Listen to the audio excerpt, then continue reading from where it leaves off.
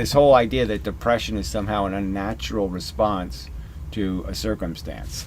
So if we were literally living on a lifeboat where every day you had to watch somebody die and get thrown overboard, and like every day, and you had to throw one overboard just because you didn't have enough food, so you had to take somebody who wasn't dead and you had to throw them overboard every day, and you found that a little depressing.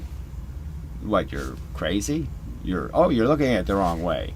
It's really fun we're having.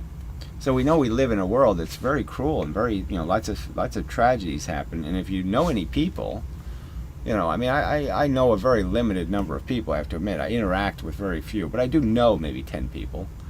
And the fact is, this stuff is happening to one of those 10 people all the time. Something not too pleasant. So even in your smallest world, there's always these sad stories. And then you can watch a sad story. You can just be, floating around on YouTube clicking buttons, and you'll hit a button and it's a sad story right in your face, and your reaction is, well, that's part of the fun. Yeah.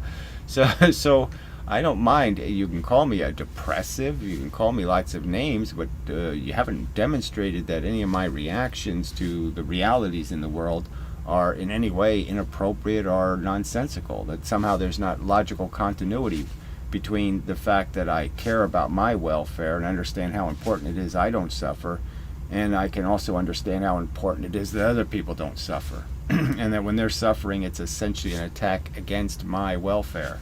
It's basically saying, you're next, you're next, you're next.